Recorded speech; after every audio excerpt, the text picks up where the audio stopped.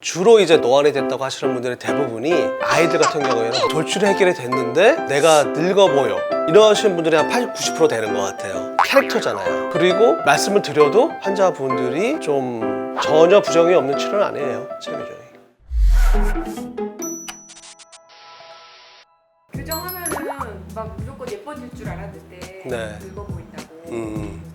그러니까 제가 봤을 때는 주로 이제 노안이라고 내가 교정해서 노안이 됐다고 하시는 분들의 대부분이 이를 빼고 돌출 치료를 하신 분들이 돌출 해결이 됐는데 내가 늙어 보여 이러신 분들이 한 80, 90% 되는 것 같아요. 그거는 어떻게 보면은 처음 시작할 때 의사와 환자가 커뮤니케이션이 좀 잘못됐다고 할 수도 있어요. 왜냐하면 쉽게 얘기 들어서 시골에 가시면 이제 제대로 치료받지 못하시는 이제 치과 치료 못 받는 노인분들 보면 굉장히 늙어 보이는데 특징이 뭐냐? 이가 없어요.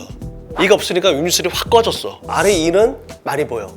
이게 흔히 나이 든 사람을 표현하는 캐릭터잖아요. 노인 이제 죄송합니다.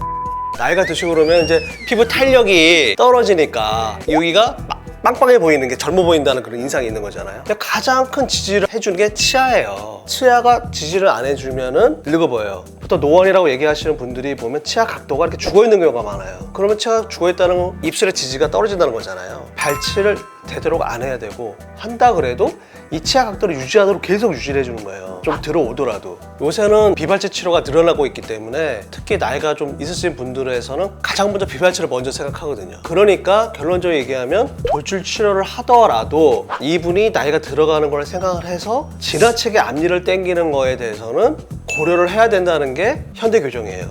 10년 전만 해도 이런 비니스크루 같은 게 없을 때는 얼마큼 치아를 많이 당기냐 잘 당기냐 이게 이제 교정을 잘하는 거에 척도였어요. 근데 지금은 어떻게 하면 그 사람이 얼굴이 조화롭게 되게 해주느냐. 그리고 또 하나 말씀드리고 싶은 거는 이 연조직이라는 게 예측 불허해요 사실은. 그리고 말씀을 드려도 환자분들이 좀 감행하시는 분들도 많다. 이 빼지 말고 그냥 이렇게 약간만 들어가는 게 어떻습니까 말씀드리면 저는 평생 한이 돌출이다 이러신 분들은 이제 땡기고 만족하시다가 1년 2년 지나면 아 내가 너무 많이 땡겼나? 이렇게 생각하실 수 있는 거죠. 그러니까 진단을 잘하고 저렇게 할 수 있는 방법들이 많이 있다. 그러니까 너무 나이 들어서 교정하는 거에 대해서 너무 두려워하지 말자. 아 그렇죠.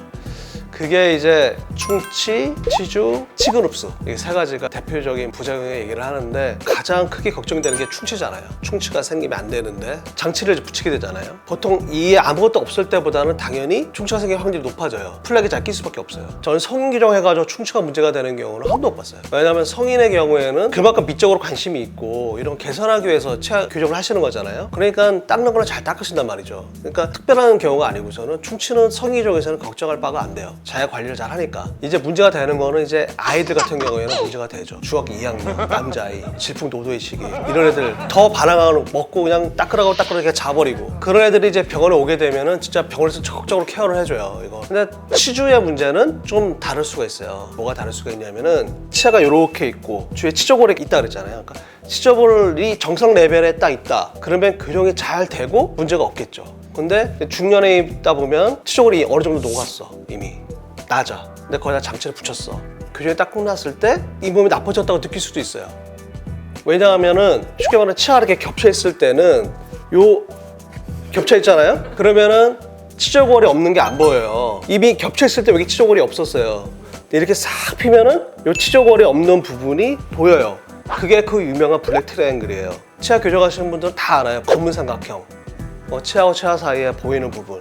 근데 이게 잇몸뼈가 내려간 게 보이는 거예요. 그러니까 그것만 보고 아 잇몸이 나빠졌다 이렇게 얘기를 하시는 거죠. 근데 원래 있었던 게 드러났다. 부분인 거예요. 그리고 보통 정상적으로 치아 교정이 이루어져도 뿌리 끝이 한 0.5에서 1mm 정도는 좀 짧아지는 경향이 있어요. 그러니까 치아가 이제 뼛속을 움직이다 보니까 어쩔 수 없는 이제 반응이라고 생각하는데 보통 이제 뿌리가 한 10mm가 되고 어금니 같은 경우에는 막 7, 8mm 되는 게 한 3개 정도 되고 하니까 0.1mm 정도 짧아지는 거는 사실 평생 사는데 문제가 없어요. 근데 드물게 치아 뿌리가 4mm, 5mm 짧아지는 사람들이 있어요.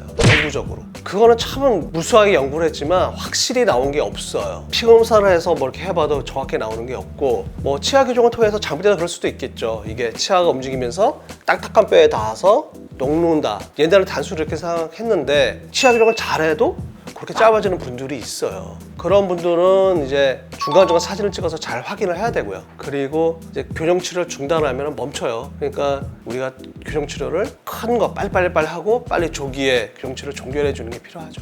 전혀 부정이 없는 치료는 아니에요, 체교정이.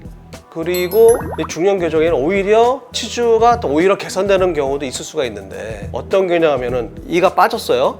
내가 여러 가지 이유로 일을 못 해놨어. 옆에 차들은 이렇게 쓰러져 있어. 이렇게 쓰러지면 여기에 치주낭 같은 게 깊게 생겨요. 잇몸이 굉장히 나빠지거든요. 그런데 요거를 정상으로 이렇게 세워주게 되면 치주낭이 없어져요. 여기 잇몸이 개선이 돼요. 그리고 여기 이제 임플란트를 하게 되면 치주도 개선하고 임플란트도 하고, 그 대신 나이가 드신 분들은 치주가 다른 점사보다 안 좋으니까 더 신경을 써야 된다. 관리를 잘 해야 되고, 그리고 교정적으로도 더 신경 쓸 부분이 많아요. 그건 사실이에요.